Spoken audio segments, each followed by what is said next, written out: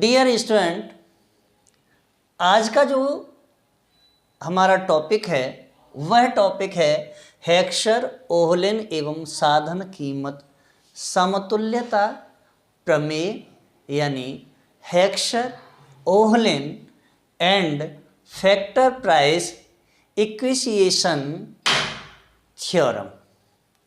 अब देखिए, Heckscher Ohlin की जो साधन कीमत समतुल्यता प्रमेय है, यह प्रमेय अंतर्राष्ट्रीय व्यापार के आधुनिक सिद्धांत का निर्वचन सामान्यतः हेक्सर ओहलिन प्रमेय एवं साधन कीमत समतुल्यता प्रमेय के आधार पर किया जाता है।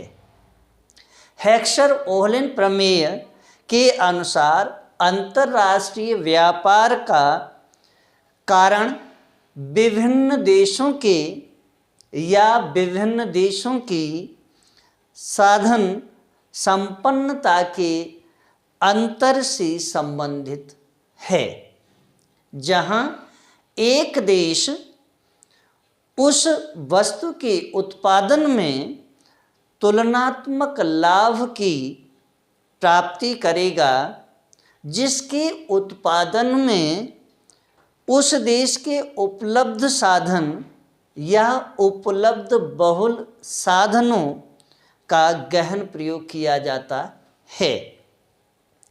साधन कीमत समतुल्यता प्रमेय के अंतर्गत यह स्पष्ट किया जाता है कि अंतर्राष्ट्रीय व्यापार के परिणाम स्वरूप जो प्रभाव उत्पन्न होता है वह विभिन्न देशों के मध्य साधन कीमत को समान करने की प्रवृत्ति रखता है तथा इस प्रकार किसी सीमा तक गतिशीलता के प्रति स्थापक की भूमिका प्रस्तुत करता है।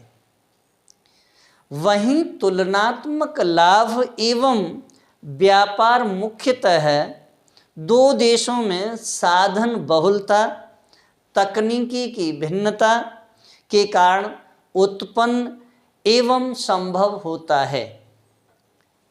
यहाँ हेक्सर ओहलिन सिद्धांत मुख्यतः देशों में सापेक्षिक साधन बहुलता एवं साधन कीमतों के अंतर के आधार पर व्यापार की व्याख्या करता है, जबकि एक समान या एक जैसी तकनीकी व रुचि की मान्यता ध्यान में रखी गई है। हेक्सर ओहलिन प्रमेय के अनुसार एक देश सामान्यतः उन वस्तुओं का निर्यात करेगा जिसके उत्पादन हेतु साधन सापेक्षिक रूप से सस्ता एवं अधिक मात्रा में उपलब्ध हों। उस वस्तु का आयात करेगा जिसके उत्पादन हेतु साधन सापेक्षिक रूप से महंगा एवं साधन सीमित मात्रा में उपलब्ध होते हों। साधन कीमत समतुल्यता प्रमेय यह स्पष्ट करता है कि व्यापार के परिणाम स्वरूप देशों के मध्य व्यापार से पूर्व सापेक्षिक एवं निरपेक्ष साधन कीमतों में दिखाई देने वाले अंतर या तो समाप्त हो जाते हैं या इनमें कभी भी कमी होने की प्रवृत्ति दिखाई देती है। हेक्सर ओहलिन सिद्धांत हेक्सर ओहलिन प्रमेय एवं साधन कीमत समतुल्यता प्रमेय पर ही आधारित हैं। व्यापार की क्रिया में या व्यापार की क्रिया होने पर प्रचुर रूप से मिलने वाले साधन की सापेक्षिक कीमत उस देश में अधिक बढ़ेगी जहां पर साधन बहुल रूप से उपलब्ध हैं। कम मिलने वाले साधन की सापेक्षिक कीमत उस देश में गिरेंगी जहां वह कम मात्रा में उपलब्ध हैं। विभिन्न उत्पादों के विनिमय की यह प्रक्रिया समूचे विश्व में सापेक्षिक रूप से या सापेक्षिक साधन कीमतों में समानीकरण की ओर ले जाएगी। इस तथ्य को लर्नर, सैमुएल्सन ने सापेक्षिक साधन कीमत समानीकरण प्रमेय द्वारा स्पष्ट किया। अब देखिए, जब इसे सैमुएल्सन ने सापेक्षिक साधन कीमत समानीकरण प्रमेय के द्वारा स्पष्ट किया है, तो देखिए यहाँ पर हेक्सर ओहलेन जो प्रमेय है वह, या हेक्सर ओहलेन प्रमेय की जो संकल्पना है उस संकल्पना में कुछ मान्यताएं भी हैं। और यहाँ देखिए जो मान्यताएं हैं उनमें सबसे पहली जो मान्यता है वह यह है कि उत्पादन के मात्र दो साधन यानी श्रम और पूंजी हैं। दूसरा, केवल दो देश हैं, दोनों देशों में साधन संपन्नता भिन्न भिन्न है, अर्थात एक देश पूंजी संपन्न है और दूसरा देश श्रम संपन्न है। जो पूंजी संपन्न देश है उसमें श्रम की कमी है और दूसरा जो श्रम संपन्न देश है उसमें पूंजी की कमी है। फिर देखिए तीसरा, यहाँ इनकी जो संकल्पना है उस तीसरी संकल्पना में क्या है, मात्र दो वस्तुएं हैं और दोनों वस्तुओं की उत्पादन में दो साधनों यानी श्रम व पूंजी का प्रयोग किया जाता है। अब हेक्सर ओहलेन प्रमेय की जो संकल्पना है उसकी तीन संकल्पनाएं थीं और तीनों संकल्पनाओं के बाद में हेक्सर ओहलेन प्रमेय में जो पूंजी गहन वस्तु है वह क्या है। तो देखिए, पूंजी गहन वस्तु का अध्ययन करने से पहले अगर आप मेरे चैनल पर नए हैं तो चैनल को सब्सक्राइब करें, लाइक करें, कमेंट करें, बेल आइकन का बटन अवश्य दबाएं, साथ ही सब्सक्राइब करना ना भूलें। चलिए हेक्सर ओहलेन प्रमेय में पूंजी गहन वस्तु की संकल्पना देखते हैं। तो देखिए क्या है, हेक्सर ओहलेन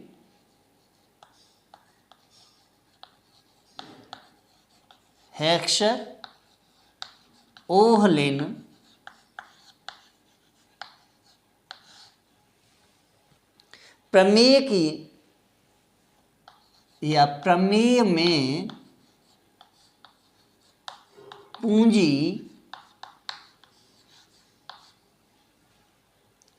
गहन वस्तु, पूंजी गहन वस्तु, हम सबसे पहले इसी का अध्ययन शुरू करते हैं। तो देखिए क्या है, उत्पादन में क्या होगा, उत्पादन में श्रम की तुलना में अधिक पूंजी का जो अनुपात है वह के अनुपात एल है। क्या है, के अनुपात एल समाहित करता है या पूंजी की तुलना में श्रम एल अनुपात के, श्रम क्या है, एल अनुपात एल अपॉन के कम क्या होता है, कम समाहित करता है। दूसरी तरफ श्रम गहन जो वस्तु है, उस श्रम गहन वस्तु से आशय यह है कि उत्पादन में पूंजी की तुलना में अधिक श्रम का अनुपात एल अनुपात के समाहित करता है, या के अनुपात के अपॉन एल,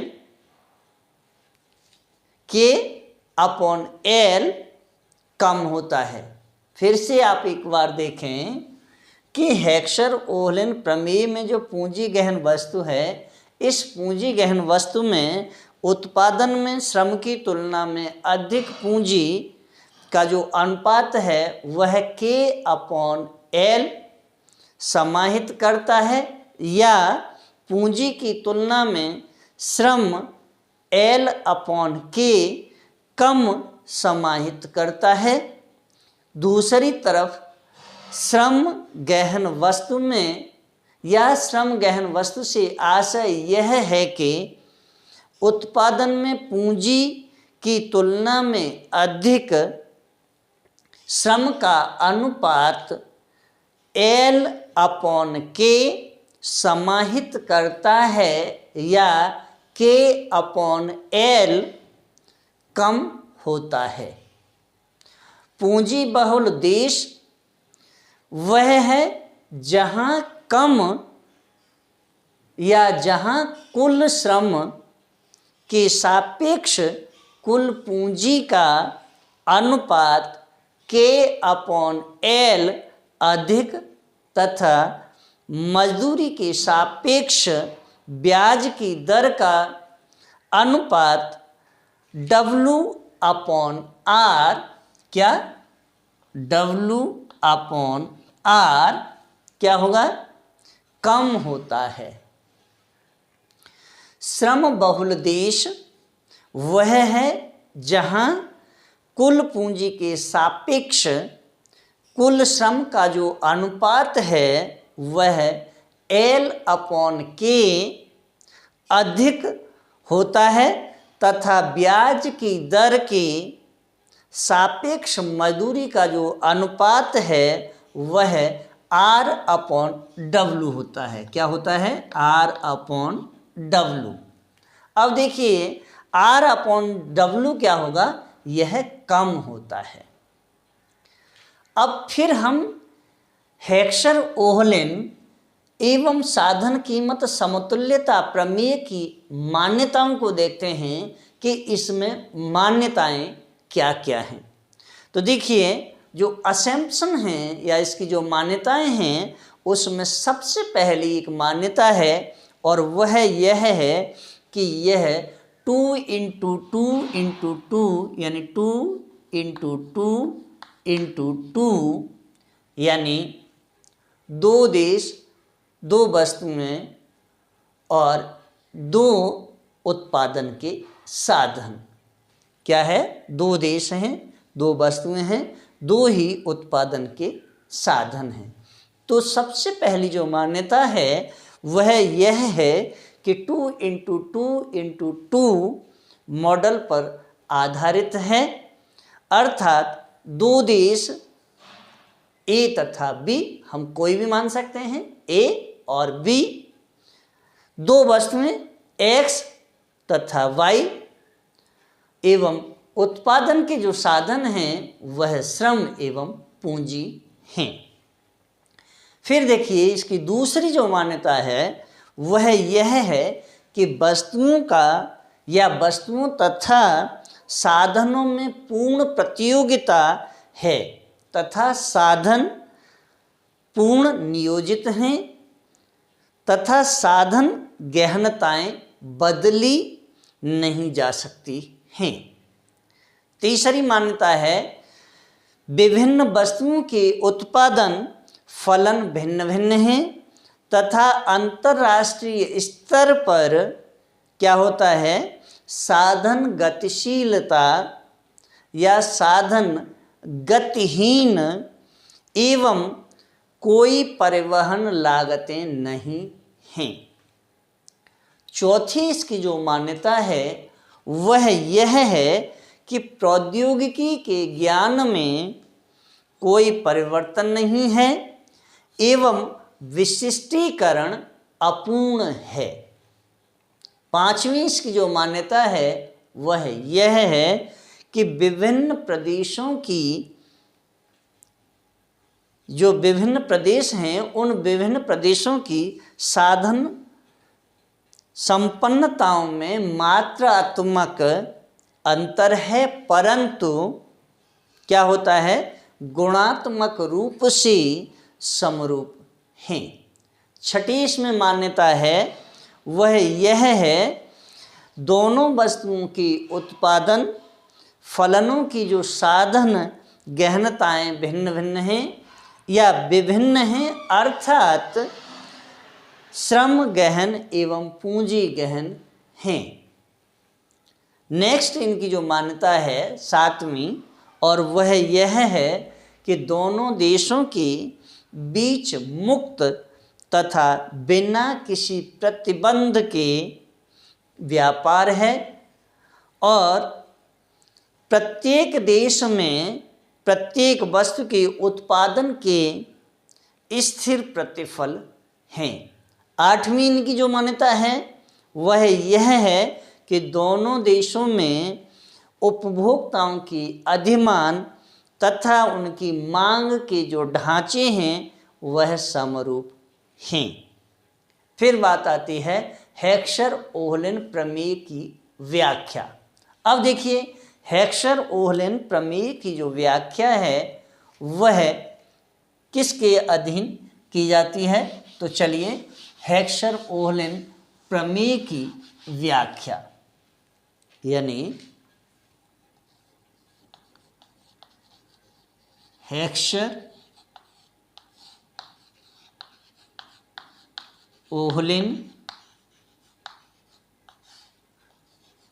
प्रमेय की व्याख्या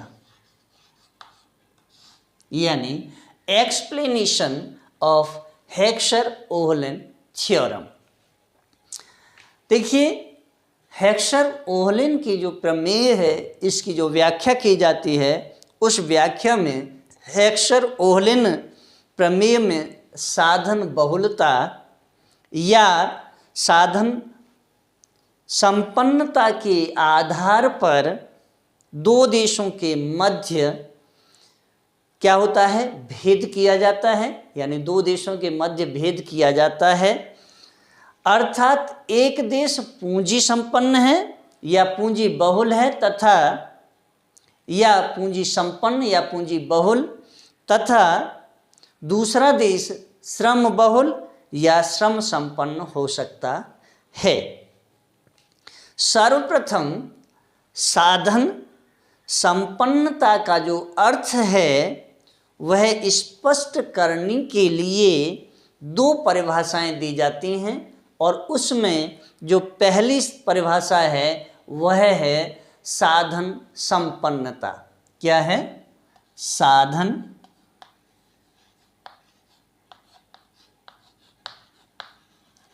संपन्नता। अब देखिए साधन संपन्नता जो है जिसे हम साधन संपन्नता को परिभाषित करने के लिए देखिए साधन संपन्नता को कीमतों के द्वारा परिभाषित किया जाता है और जब हम कीमतों के द्वारा परिभाषित करते हैं तो कीमत के मापदंड के आधार पर एक ऐसा देश जहां पूंजी सापेक्षिक रूप से सस्ती है एवं श्रम सापेक्षिक रूप से महंगा होता है वह पूंजी संपन्न देश कहलाता है।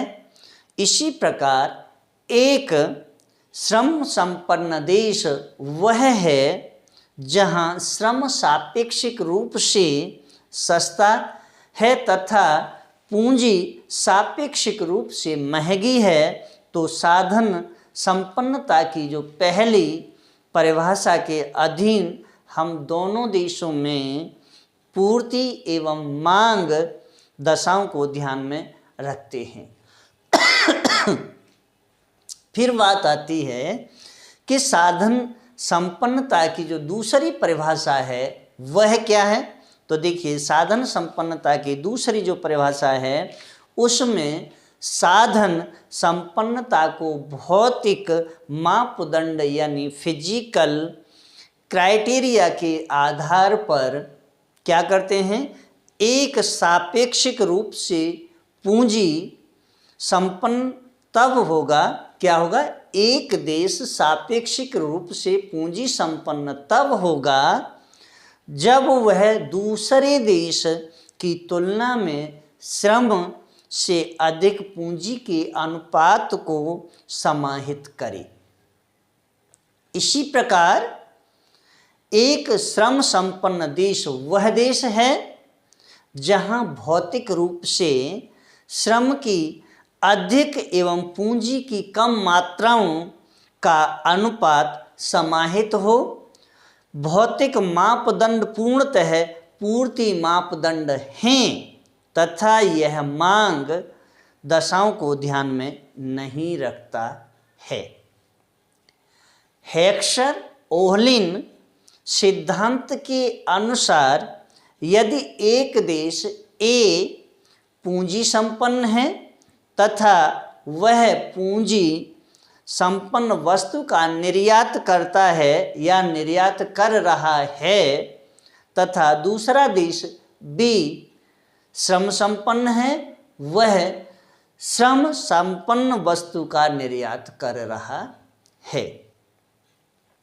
इस आधार पर साधन संपन्नता की दोनों परिभाषाओं का हम अगर प्रयोग करें तो प्रयोग करते हुए हेक्सर ओहलिन द्वारा प्रस्तुत संकल्पनाओं का परीक्षण में हम सर्वप्रथम क्या करेंगे, साधन संपन्नता के कीमत मापदंड तथा फिर साधन संपन्नता के भौतिक मापदंड का अवलोकन करेंगे।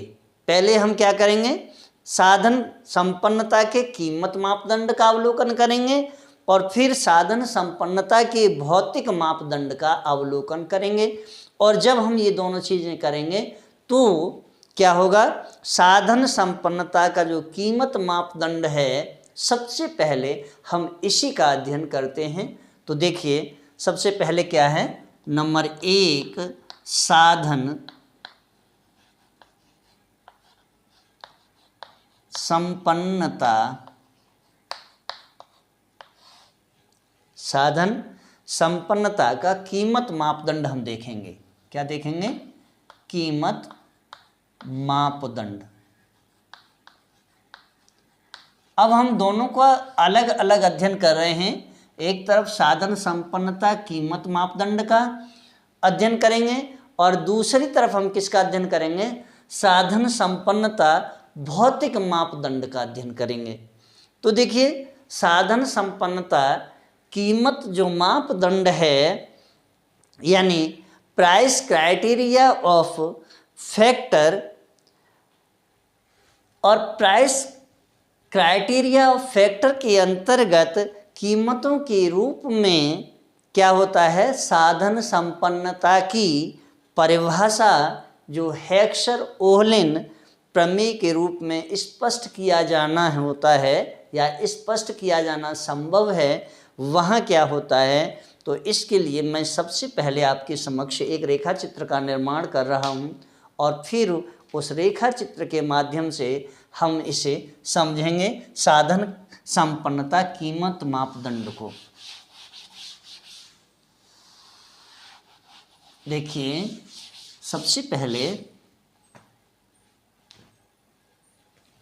मेरे साथ ही आप रेखा चित्र का निर्माण कीजिए।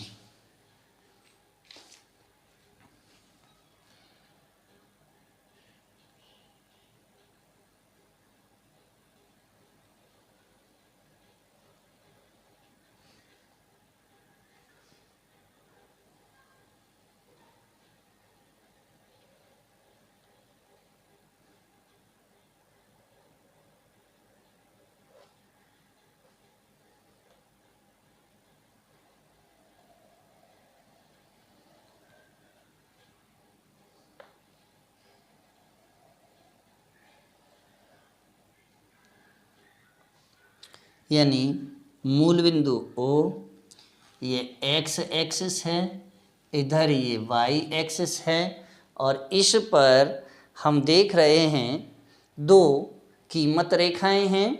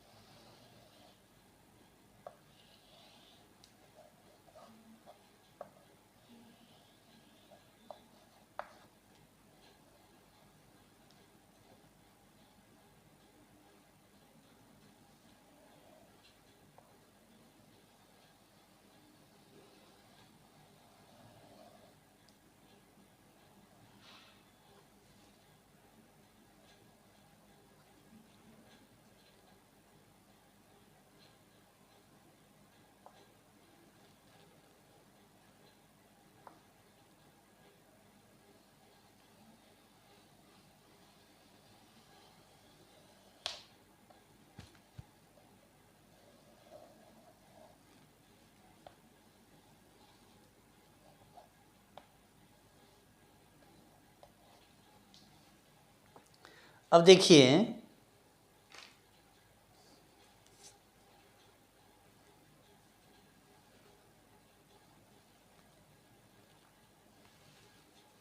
यहाँ मैं दूसरे कलर से दिखाऊंगा इस रेखा चित्र में।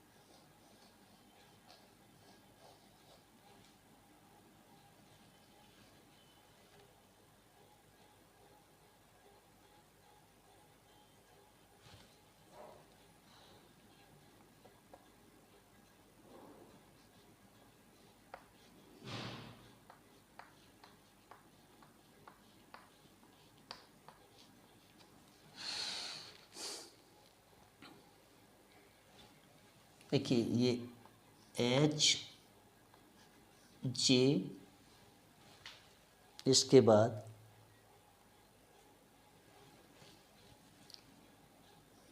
ए बी बी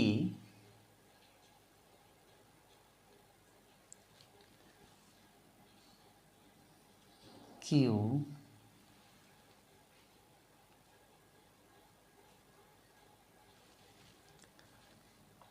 आर एम, ये P0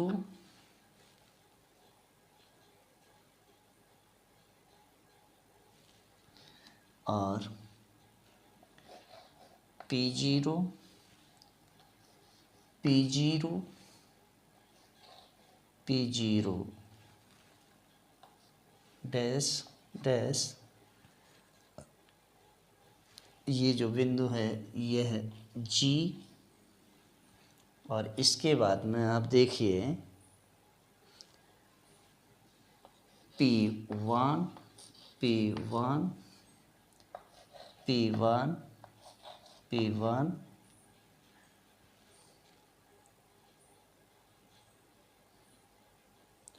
W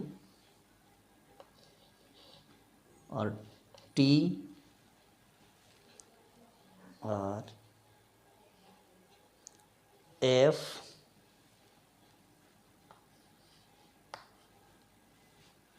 नेक्स्ट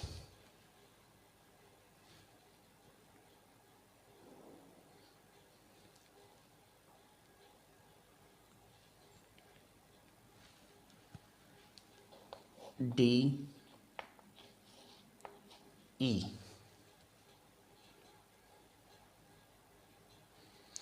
ये X वस्तु है जो श्रम संपन्न है, X वस्तु श्रम संपन्न, और Y वस्तु है पूंजी संपन्न, Y वस्तु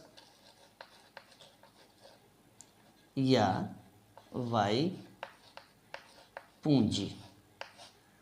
अब देखिए ये मैंने आपके समक्ष जो रेखा चित्र बनाया है, इस रेखा चित्र में आप देख रहे हैं कि P0 P0 P0 P0 dash, ये दोनों ही कीमत रेखाएं हैं, और P1 P1 P1 P1 ये दोनों कीमत रेखाएं हैं।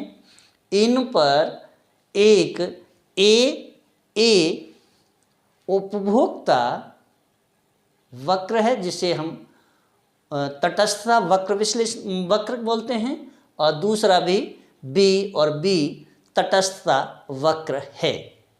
अब देखिए इसमें क्या है कि साधन संपन्नता का जो कीमत मापदंड है, उस मापदंड के अंतर्गत कीमतों के रूप में जो साधन संपन्नता की जो परिभाषा है अक्षर ओहलिन ने दी थी, उसमें यह स्पष्ट किया जाना था या स्पष्ट किया जाना संभव है कि रेखा चित्र में पूंजी के, पूंजी क्या है, के को हम किस पर, y अक्ष पर प्रदर्शित किया है, और श्रम L को हमने x अक्ष पर प्रदर्शित किया है। अब देखिए जहां हमने x अक्ष पर जो प्रदर्शित किया है वह कौन सा है, L। K क्या है, पूंजी, जिसे मैंने y अक्ष पर प्रदर्शित किया। इसके साथ ही माना कि A देश पूंजी संपन्न है, यानी इसे मान लीजिए ये A देश है जो पूंजी संपन्न है, और ये B देश है जो श्रम संपन्न है। कैसा है, श्रम संपन्न है। तो y अक्ष पर मैंने किसे लिया है, A देश को, और x अक्ष पर किसे लिया है, B देश को।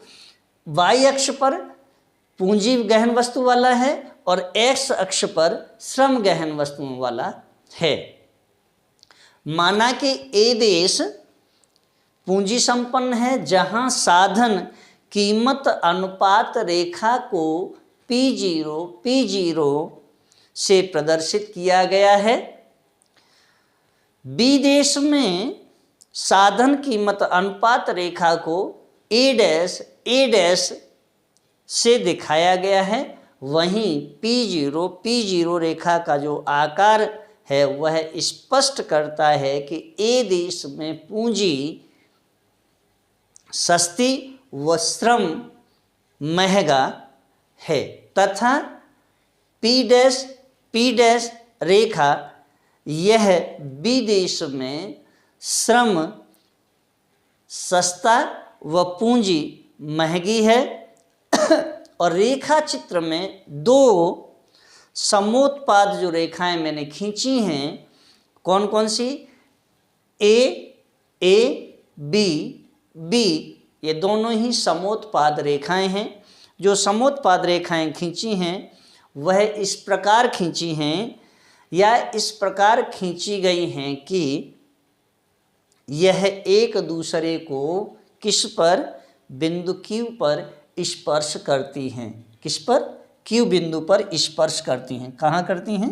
ये कर रही हैं, ये Q बिंदु है जिस पर दोनों ही रेखाएं एक दूसरे को स्पर्श कर रही हैं। दोनों देशों में एक वस्तु जो K है यानी जो पूंजी है वह पूंजी गहन है जिसे सम उत्पाद रेखा AA द्वारा तथा दूसरी वस्तु L श्रम गहन है जिसे हमने सम उत्पाद रेखा BB द्वारा दिखाया है। और अब देखिए हेक्सर ओहलिन की जो प्रमेय है इसकी मान्यता है कि दोनों देशों में प्रत्येक वस्तु के लिए जो उत्पादन फलन है वह समरूप है। इससे यह स्पष्ट होता है कि पूंजी संपन्न देश A पूंजी गहन वस्तु का, श्रम संपन्न देश B श्रम गहन वस्तु का निर्यात करेगा। और रेखा चित्र में P0 जो रेखा मैंने खींची है वह कीमत रेखा B सम उत्पाद रेखा का स्पर्श बिंदु H है। क्या है? स्पर्श बिंदु H है। हम जानते हैं कि P0 जो रेखा है वह A देश में पूंजी के सस्ते व श्रम के महंगे होने की दशा को अभिव्यक्त करती है। फिर रेखा चित्र में ही H साम्य बिंदु पर क्या है? H साम्य बिंदु पर A देश में पूंजी जो K है वह वस्तु की एक इकाई को उत्पादित करने की जो लागत है वह लागत HD है। क्या है? H और D है। उत्पादित करने की जो लागत है वो क्या है? HD है।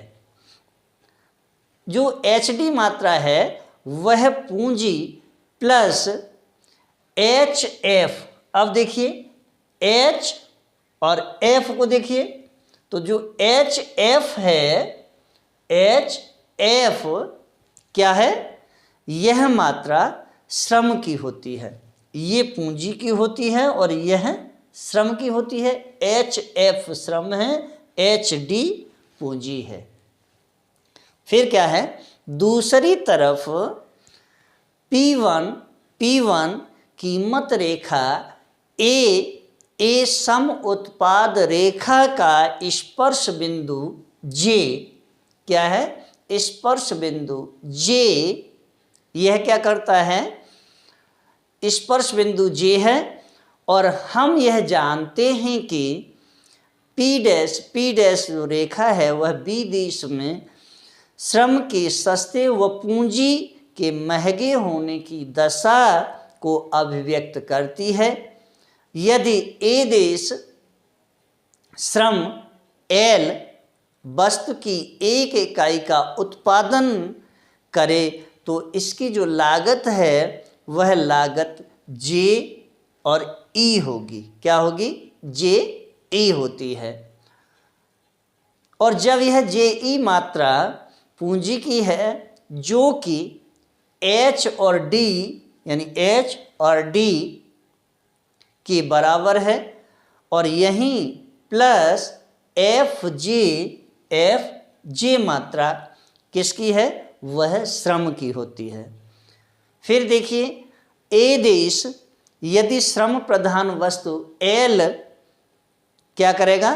का उत्पादन करे तो उससे क्या होगा? F J minus F H यानी F J minus F H is equal to क्या बच जाएगा? अब देखिए F J minus F H तो इजिकल टू क्या होता है? इजिकल टू होता है जे और एच। क्या है? जे एच। तो जे एच क्या है? ये श्रम की मात्रा होती है और जहाँ जे एच मात्रा के बराबर अतिरिक्त जो श्रम है वह लगाना पड़ेगा।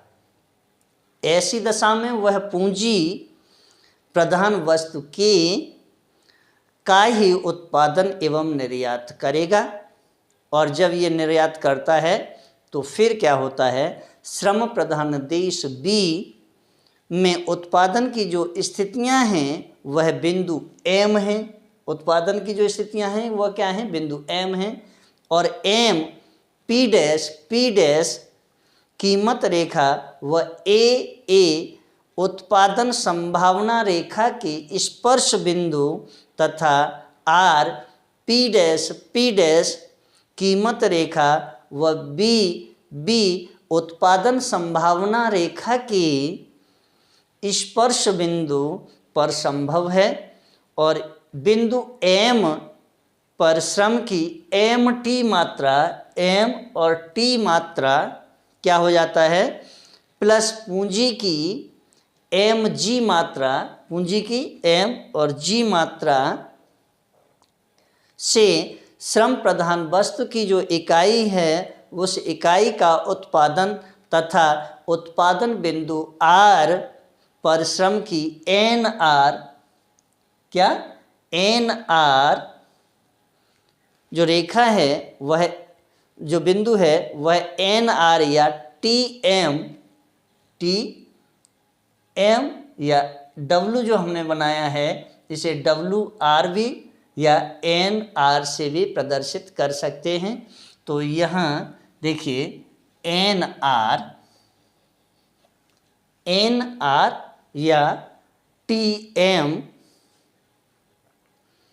मात्रा पूंजी की आरजी मात्रा में या आरजी मात्रा से पूंजी प्रधान वस्तु की एक इकाई का उत्पादन होगा। दोनों देशों की तुलना करने से यह स्पष्ट होता है कि बी देश एल वस्तु जो श्रम प्रधान है को सस्ता उत्पादित करेगा वो निर्यात करेगा। निष्कर्षतः जिस देश में जो साधन अधिक मात्रा में उपलब्ध हैं वह उस साधन द्वारा उत्पादित वस्तु का उत्पादन एवं निर्यात करेगा।